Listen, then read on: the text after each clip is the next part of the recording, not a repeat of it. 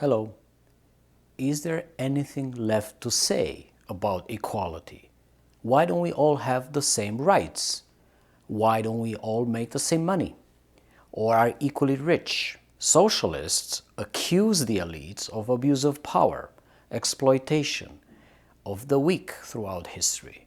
Capitalists claim we are not equal because human nature does not make us equal. Some are born smarter, more ambitious, and therefore have more merit to be wealthier. Who is right? Is equality just a social contract, or is it in our human nature?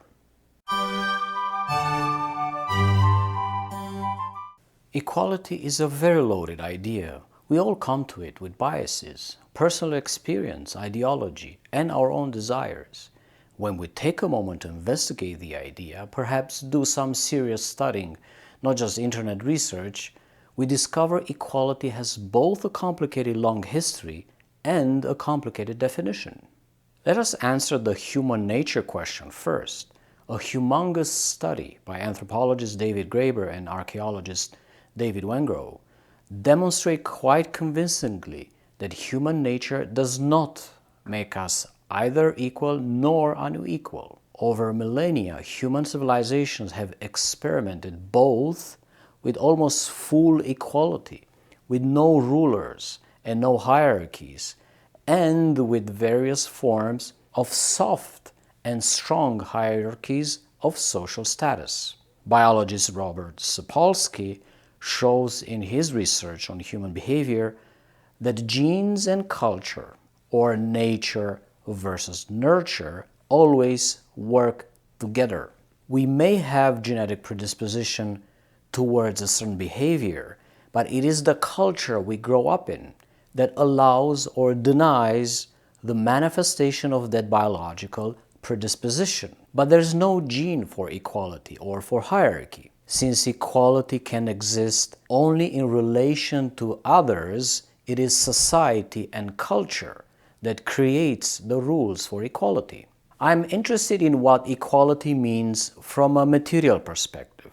Wealth, well-being, quality of life. Thomas Piketty, in his recent work, A Brief History of Equality, gives us an overview. It's not that brief, it has over 300 pages, but compared to his other work, Capital in the 21st Century, at 700 pages, Capital and Ideology at 1100 pages, we could say he gave us an executive summary, which I will trim down for you into a bunch of sound bites and spice them with my own insight. I will start easy with short explanations, and I will raise the stakes as the camera keeps rolling. Inequality is a social, historical, and political construction. An entire generation of researchers in the thousands have looked at this problem from many angles and showed that inequality comes from how work is distributed in the world, who holds power, how resources are extracted and moved around, and to whose benefit. Since the late 1700s, the world has been fighting for equality. We made progress with some hiccups along the way, with successes and setbacks. It took decades of riots and violence to dismantle apartheid in South Africa in 1994. Equality among humans needs many institutions to keep it going. Equality before the law, universal suffrage and parliamentary democracy, free and obligatory education, universal health care, progressive taxes on income, inheritance and property, joint management and labor law, freedom of the press, international law are just a few examples of equality in practice supported by public institutions. We are far from equality today mainly because the ruling class bitterly opposes it, tooth and nail. International billionaires who are richer than some countries hold as much power as the elites did during the French Revolution. The only single way to overcome their opposition is with powerful collective mobilizations. We made progress in healthcare and education in the world since 1820. We can see in the red line here that worldwide life expectancy at birth has risen from 26 years in 1820 to 72 years in 2020. That's progress, that's good. Literacy, the line with circles, is at 85% today worldwide. We make more money today relative to 1700. We are almost 8 billion humans today, and we make on average 1,000 euros per month. This is a significant progress from an average of 80 euros per month 300 years ago, expressed in today's money. We have a very unequal relation to nature. Take, for example, North America. The top 1% of income earners, that means those who make more than $500,000 per year, more or less, produce 9 times more carbon emissions than the global average through their lifestyle. The deconcentration of power and property happened very slowly over the last 300 years. This is a powerful story that is worth being repeated over and over. When the French Revolution happened in 1789, the bottom 50% of the French population owned almost nothing, while the top 1% owned about 55% of all wealth. Since then, very little changed for the poorest half of the population. Today, they own only about 6% of all wealth, and they live in equivalent moral misery as 3 centuries ago. The top 1% lost a share too, but only to the benefit of what is known as the middle class, who was the winner in this change. Only in the sense they are no longer dirt poor, but they definitely do not have a fair share in society compared to the upper class. Property is very important in measuring equality. There are 4 categories of possession, things which can be owned: the means of production, housing, the state, and the rest of the world. The means of production is everything needed to produce goods and services: factories, materials, land, computers, intellectual property, and so on. Private property in France, for example, today is about 220,000 euros per adult, which is the same amount in dollars as it happens, and that amount is half in the house and half in business and other financial assets. This is how it looks in a graphic. The poorest 30% barely have about 20,000 euros. About 80% have on average 200,000 euros. And the more we move to the right, the higher the wealth. The top 1% and above have the majority of their wealth in financial assets and less in housing. This is why when their villa is on fire because of the climate crisis, they will shrug their shoulders and go to the bank, take out some cash and insurance money, and just build another villa. When the house of 80% of people is on fire, it will be game over for them because they cannot replace the house that easily. What about the state? Owning the state is a bit more complicated. Often we confuse state with government. Think of the state as the institution that represents a country as a whole, while the government are the people working in the institution. People are replaceable. The institution is more durable. When the state sells something it owns, such as buildings, roads, airports, companies, it goes into private hands. States can also borrow money from the public, so then the public will own state debt. The rest of the world is what citizens own in other countries. In 2020, the French owned foreign assets almost in the same amount as foreigners owned assets in France. Regardless of what is owned, property always requires a relationship of power.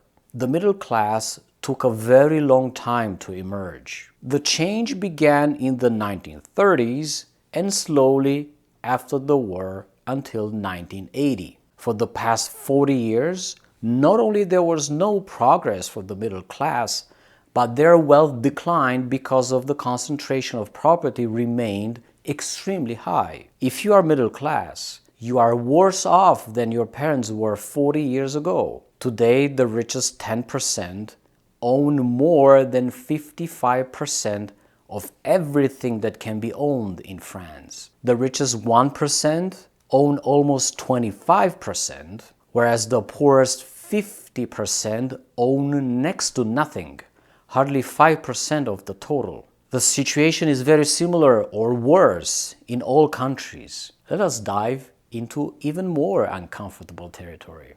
The military and colonial dominance by Western countries created huge gaps of equality. Historian Kenneth Pomeranz showed how around 1750-1800, the most advanced parts of China and Japan were as developed as Western Europe. But Europeans began to run out of wood because they were cutting forests too fast. They switched to coal, which is readily available, especially in England. This forced Europeans to invent new technologies and to take a hard look at how they were financing their economies and wars. At the same time, China was much closer to the famous vision of Adam Smith, with his ideas of virtuous institutions.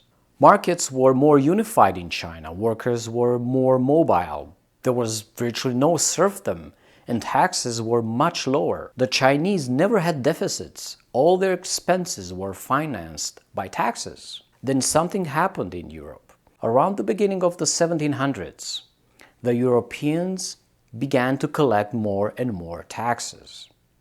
When these lines for England, Prussia, and France started to go up, they meant in practice that the armies of Europe grew larger. What to do with all these soldiers? Perhaps growing an empire was a good idea. Or was it a desire to conquer that came first, which made the kings increase taxes to pay for the growing empire? Was it desire fed by desire, power fed by more power, cause and effect, switching places in history? The competition between Europeans also made them fiercer and more innovative at war games and exploitation. Everybody needed cotton to clothe soldiers and aristocrats. Until about 1790, the West Indies and especially Saint-Domingue, today's Haiti, were the primary cotton producers.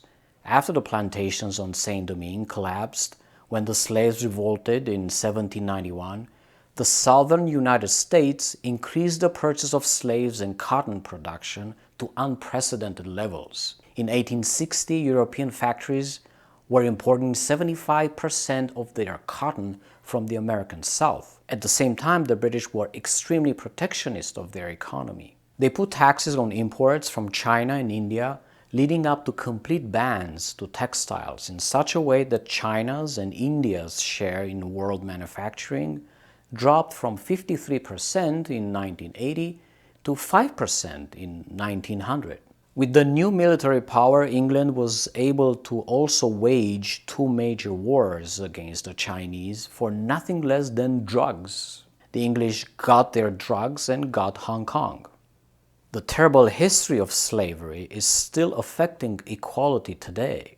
In the 1780s, the Americans were only on the third place by how many slaves they had, 500,000. Second place was taken by the British with 600,000. And top prize went to the French, who had 700,000 slaves in the Euro-American world. There were huge proportions of slaves in the entire population, from 15% in Brazil to over 90% in Saint-Domingue. By the way, Saint-Domingue started at about 50% slaves in 1700, so the French rules moved pretty fast to enslaving virtually everybody in the country in a matter of decades. The greed and desperation for sugar and cotton was beyond an insane addiction. It was the epitome of evil and cruelty. The outrageous story of Haiti still boils blood today. In 1825, King Charles X obtained the promise from Haiti to repay to France a debt of 150 million gold francs to pay former slave owners for the loss of their property, the slaves. Haiti did not have a choice because they were outgunned, outmanned, and outnumbered. Only then France recognized Haiti's independence. This enormous tribute represented more than 300% of Haiti's national income in 1825, and that's 3 years of production. A huge sum that was only paid in full with lots of interest in the late 1950s, so that's 120 years later. Is this fair? Was this a blatant crime by the French? Should France pay back that money, which would be about 30 billion euros today? Want to hear another outrageous story? When Britain abolished slavery in 1853, they also calculated how to fully compensate the former slave owners. About 20 million pounds sterling, or about 5% of the United Kingdom's national income at the time, was paid to 4,000 slave owners. Today, this would mean paying 120 billion euros, or about 39 million euros on average, for each of the 4,000 slave owners. You can check at the link who got paid, including the family of former Prime Minister David Cameron.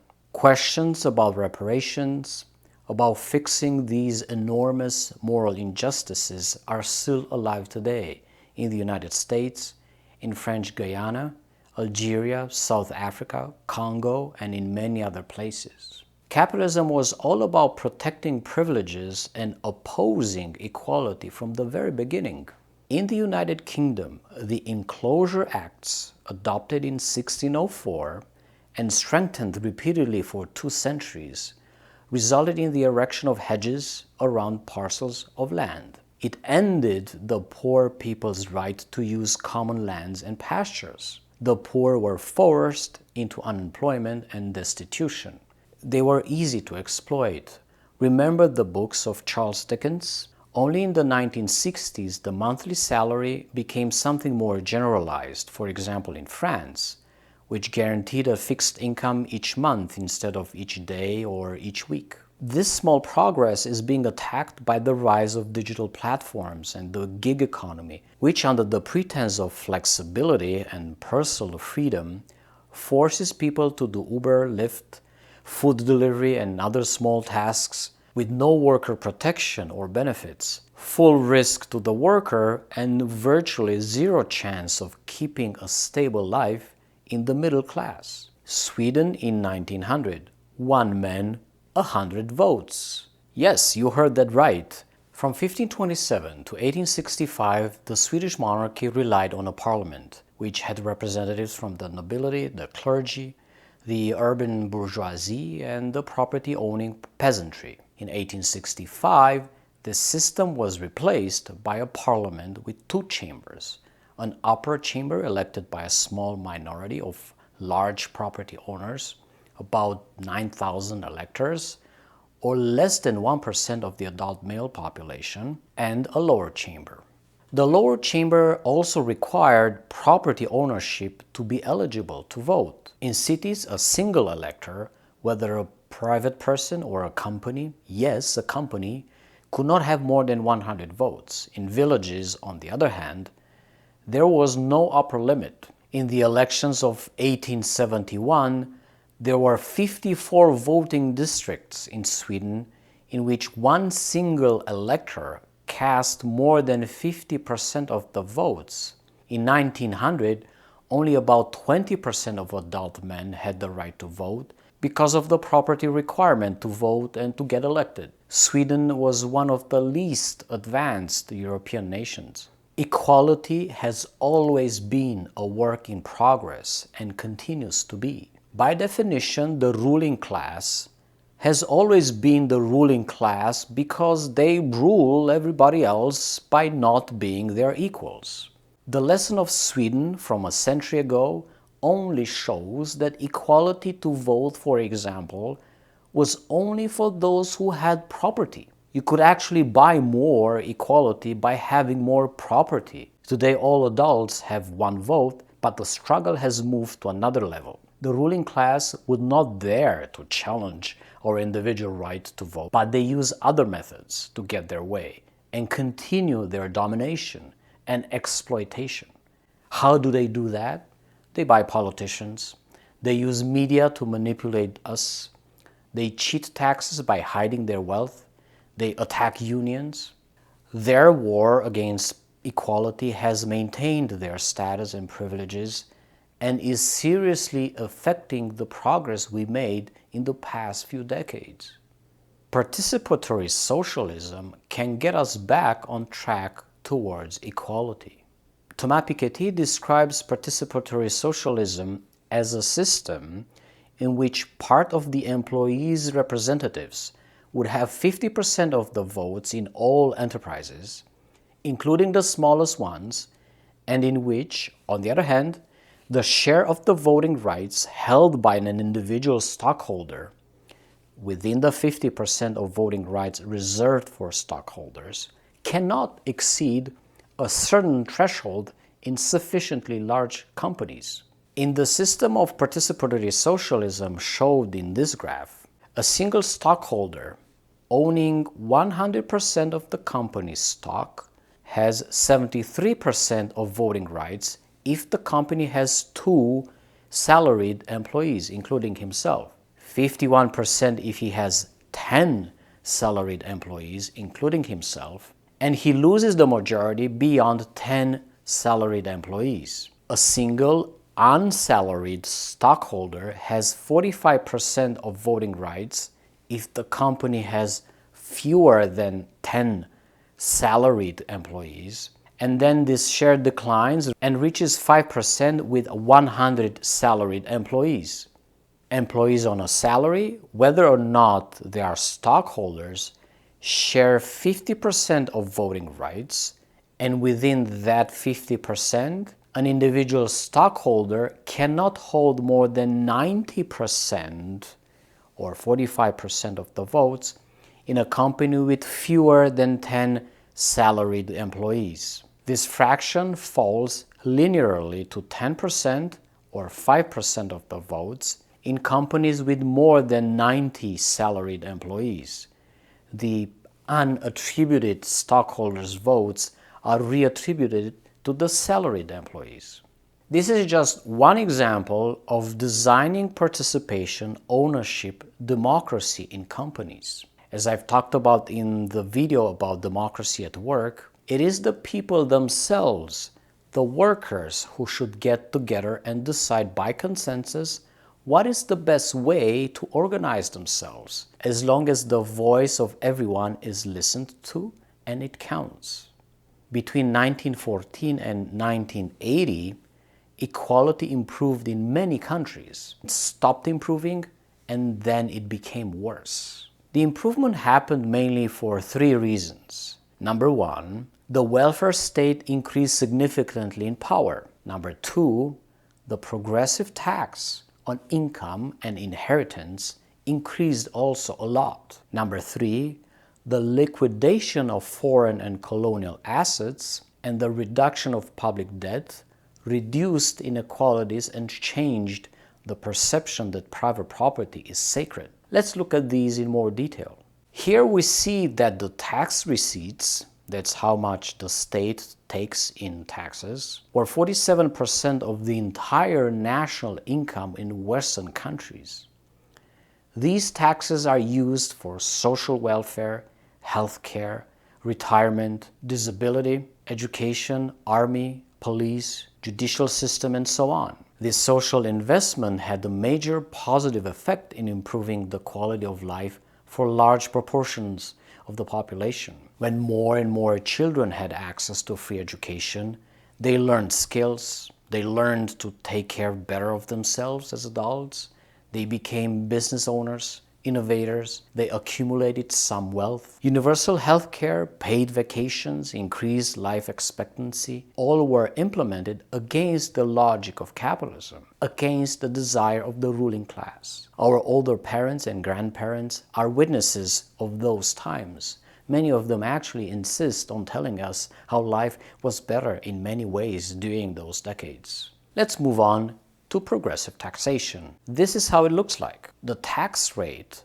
applied to the highest incomes was on average 23% in the United States between 1900 and 1932, 81% from 1932 to 1980, and 39% between 1980 and 2020. In the same periods, the top rates were 30, 89, and 46% in the UK, 26, 68, 53% in Japan, 18, 58, and 50% in Germany, 23, 60, and 57% in France. Progressive taxation was greatest in the middle of the century, particularly in the United States and the United Kingdom.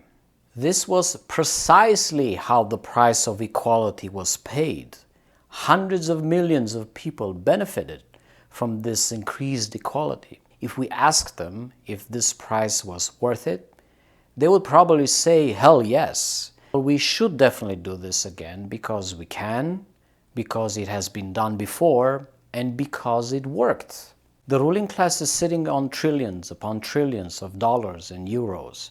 While there's so much to improve, so many lives to save, so much nature to save, well, let's do it. Look in this graph right here, how much the tax on income of the richest 1% of Americans have dropped from their maximum in the 30s, 40s, 50s to be about the same as the tax rate paid by the bottom 90%. The progressivity of taxes is gone. It's no more. This is the story that was pushed into our brains since 1980 over and over until many believed it's normal. But if we look at the history of equality, we see that it is not normal. What we have today is an aberration. It is regression. It is a return to the past. Capitalism has moved us backwards, not forwards. We are still at SOUNDBITE 17, and we need to talk about the liquidation of colonial assets and public debts. After World War II, private property collapsed. This is explained by the destruction of goods, such as factories, buildings, houses, caused by the war. It is also explained by a set of policies that deliberately reduced the power of property owners, rent freezes, nationalizations, financial and economic regulation, labor unit rights, among others. It is also explained by the liquidation of foreign assets and then of public debts. Piketty has a graph for this as well. On the vertical axis, we see how much people in the US, Germany, France, Japan, China owned in other countries. For Europeans and Americans, this dropped sharply after the war. The net owners of international assets today are China and Japan. What really happened was former colonies obtaining independence and asserting rights against foreign occupation. For example, Egypt nationalized the Suez Canal in 1956, which had given its French and British owners super solid income since 1869. The British and the French considered a military operation just like they used to do. But the Americans said no. How about public debt? Did you know that France had 50% inflation from 1945 to 1948? The savings of millions of people were ruined. The stories behind this graph are a bit technical, but they had a positive effect on society. Germans created in 1948 a new currency. One new Deutschmark replaced 100 old Deutschmarks. The debt disappeared without inflation. They also put a tax of up to 50% on large assets. Their international debt was also cancelled at the London Conference of 1953. All these measures from SOUNDBITE 17 had a huge effect on improving equality. The hyperconcentration of property persists to this day. Before we look at the data, it's worth saying that no country has the moral upper hand. Nobody can lecture anybody else on the subject of equality. The changes in law that happened since the 1980s favored only the largest financial portfolios because the financial deregulation gave the ruling class more freedom to move around their wealth and avoid taxation and become wealthier. What do we have here? Look at the height of these columns. Very little changed for the bottom 50% of humans, but the share of the richest 10% of total private property owners reached 89% in Europe, and that's an average of France, Sweden, and the UK, in 1913, compared to 1% for the poorest 50%, reached 56% in Europe in 2020, compared to 6% for the poorest 50%, and reached 72% in the United States in 2020, compared to 2% for the poorest 50%. The welfare state and progressive taxation can fundamentally transform capitalism. It's time to address elephants of history, namely the socialist and communist movements. They were designed to have the state as the owner of the means of production and to have centralized planning. When they failed, there was no alternative to replace them. But let's focus on another one, which Thomas Piketty calls democratic socialism, decentralized and self-managing. It is nothing like the Soviet Union or any of the former regimes from Eastern Europe or even China. Under this democratic socialism, the degree of progressive taxation is hugely important. Taxing the ruling class at 5% is very different from taxing them at 90%. The percentage matters a lot. At the same time, the welfare state means the same thing as having fiscal and social justice. It's not about giving free money to the lazy or to encourage freeloaders or to encourage welfare queens and welfare kings or to reward hard work and merit or to confiscate money from the rich and give it to the wretched poor. Fiscal and social justice is recognizing a level playing field of equal dignity for all humans in their material life. This is why the idea of a universal basic income and a job guarantee can contribute to resetting the foundation of dignity and increase it to a much higher level for everyone, especially for the poorest 50% of humans. Decentralized, self-managing, democratic socialism says we ought to be equal in dignity, not just civic rights. What if we gave everyone at age 25 enough money to start a decent life? If you are in the poorest 50% of humans in your country, it will be quite difficult for you to get ahead in life, and significantly more difficult than someone born already into the middle class or the ruling class. But what if the state would give an inheritance to each person at the age of 25? For example, in France, that would be 120,000 euros to each person at age 25, and that is 60% of the average wealth, which is 200,000 euros.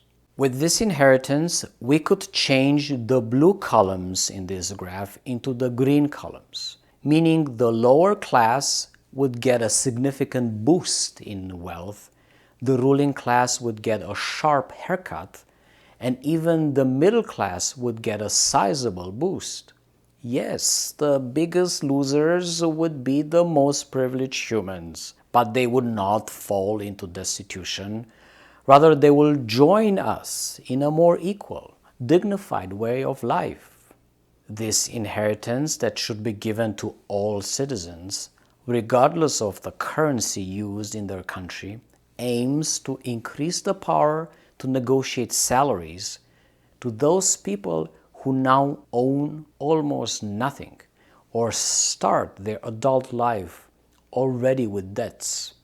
Having between 100,000 and 200,000 euros in addition to a basic income will give a 25-year-old a large spectrum of options, from starting a business, buy a place to live, engage in personal projects. This freedom is beyond priceless. It is life-changing. This kind of redistribution of wealth also aims to create limits to greed, pollution, and excessive consumption. It's not enough to replace large property owners with an army of smaller ones who continue the exploitation of other humans and the environment. Equality is so much more than spreading wealth around. Democratizing work, sharing power are as important as improving material life. Equality in education has always been declared but never realized. Let us be frank here. If you are born rich, you get more chances in getting into an Ivy League school in America. Look at this crooked line. Only a third of the poorest 10% of Americans get into higher education, and more than 90% of the top 10% highest class get into higher education. It's almost perfect correlation.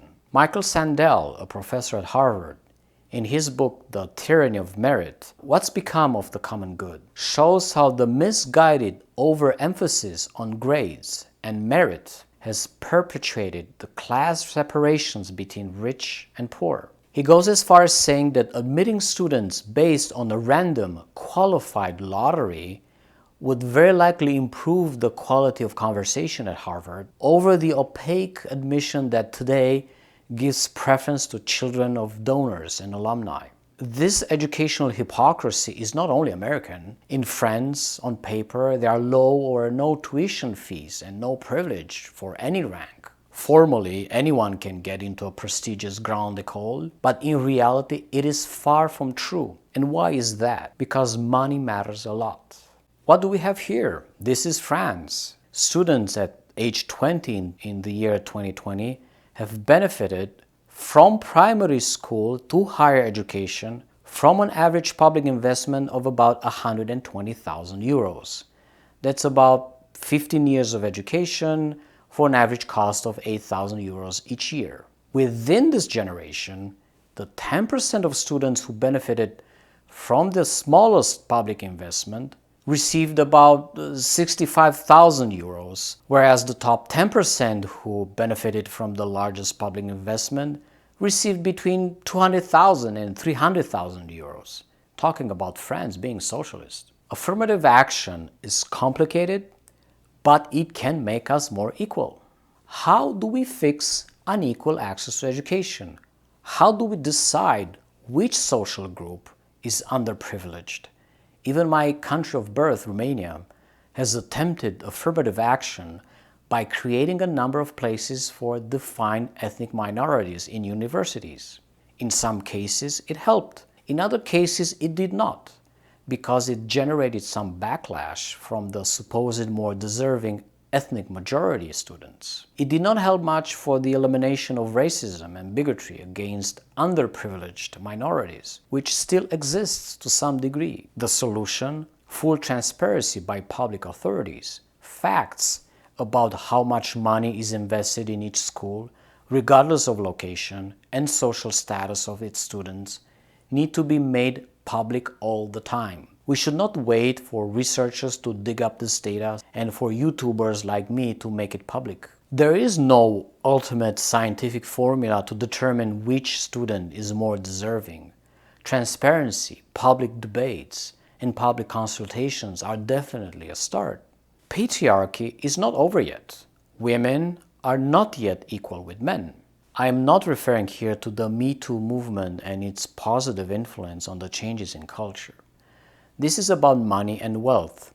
If that was not as important as culture, and to be fully realistic here, for many humans there's no difference between money and culture. Case in point, this is France in the 21st century. The higher we climb on the ladder of income, the fewer women we find. Look at the top 1% of incomes. We have 10% of women in 1995 and 19% in 2020. And hopefully we will have 50% of women sometime in the year 2107 by the time humanity makes first contact with the Vulcans. The hard reality is that many high earners hardly see their families, children, and friends. They rarely contribute to civic life. The more money you make, the more you are engaged in the consumer rat race and dog-eat-dog battle to climb the social ladder. To overcome patriarchy, it's not enough to pay women the same as men. Jobs and social roles are still highly gendered. Women are still expected by culture to handle the social reproduction, which is educating children and managing the household, while men are still expected to be the so-called providers. These social roles also need to be equalized, not just the incomes between men and women, so we can finally and fully exit patriarchy. Equality is not just about individuals, it's also about countries. When colonialism ended at various times in the past 300 years, the world began a slow journey towards equality. Between 1950 and 1980, known in France as the Trente Glorieuses, a stronger middle class was born and got wealthier, which was essentially nominal progress. As soon as we zoom out of France and from the European Union and from the United States, from Canada, we see that between countries, inequalities persist. The global south is still squeezed for cheap labor and resources by the global north. In the 1980s, the so-called Washington Consensus solidified the rules of the game for poor countries. Keep your government small, adopt austerity, liberalize and deregulate your economy, which in normal English means let the global north mega corporations do whatever they please in your poor country in the name of investment, and in return will give you a little bit of money so you can buy our expensive products. It's a fair deal, no?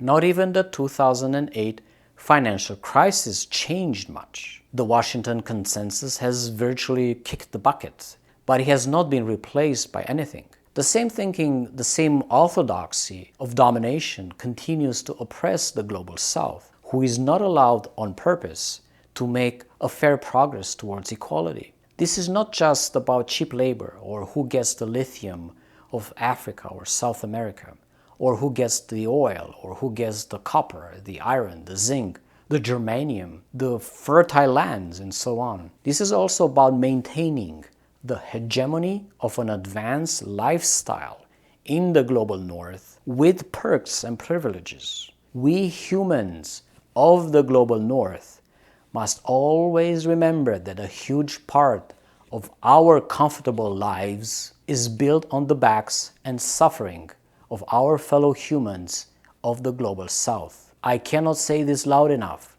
In fact, I will show you a graph.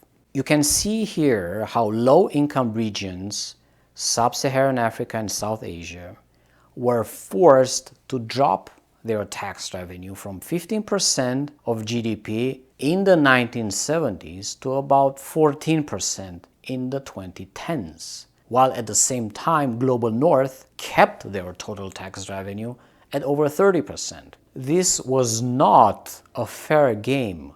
Poor countries were not allowed to collect enough revenue to develop themselves. You would think this happens only in the North-South divide, as Jason Hickel also analyzed in detail in his book, The Divide. We see a similar pattern also within Europe itself in terms of flows of money. Poland, Hungary, the Czech Republic, Slovakia, all members of the European Union received net public transfers amounting to between 2 and 4% of GDP between 2010 and 2018. This means they received more money from the European Union budget than what they sent. However, the problem is that the outgoing flows in the form of profits, dividends, and other incomes from property have been almost twice as high during the same period, between 4 and 8% of their GDP.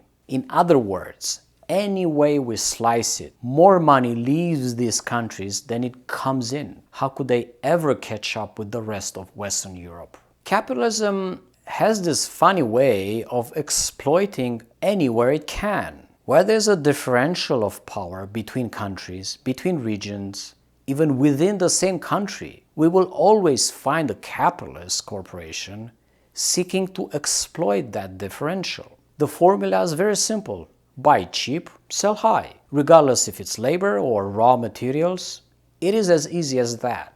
The fight for equality has to be global. No matter how much we try to implement progressive taxes, and a welfare state, and an inheritance for all, and the basic income, and the job guarantee, we still have the ruling class with no borders who slosh around their cash in and out of fiscal paradises, abusing and stretching the law, cloaking their identities under fake foundations and corporations. To tighten the net around the school of greedy fish, we could have a worldwide tax of 2% on all wealth more than 10 million euros or dollars, same thing.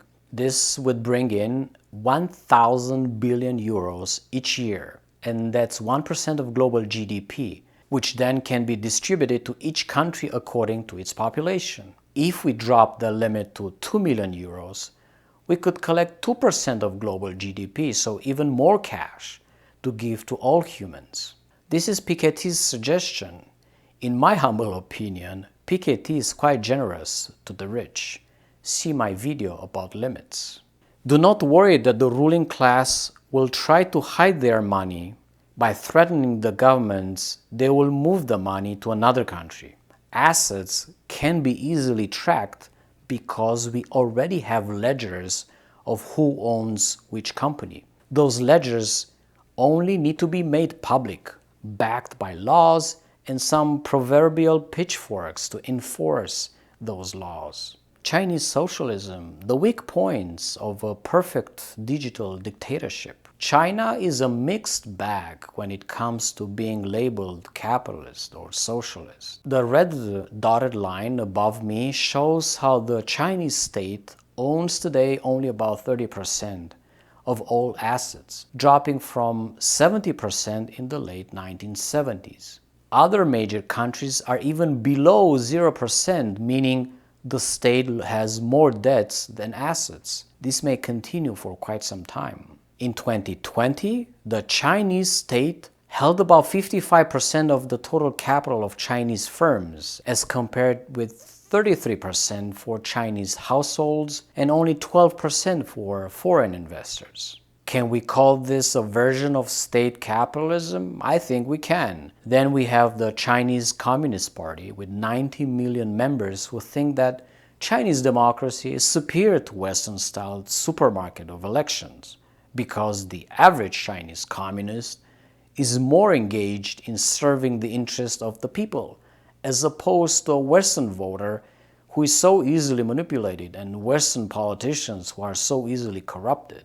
To maintain this order, the Communist Party has established a surveillance apparatus beyond the imagination of George Orwell. At the same time, inequalities inside China continue to rise. They too have their ruling class, their billionaires, their exploitation. The population is aging rapidly, so China may be replaced by India in population and perhaps even economic power. The mainstream media and capitalism have brainwashed us to believe inequality is okay and that we all get what we deserve because we live in a meritocracy. Here's what I mean by mainstream media. It's those kinds of corporations of media, television, newspapers, news websites that are owned by capitalist investors. They have shareholders, they seek profit, they exploit their workers, they have a private agenda that contradicts public interest.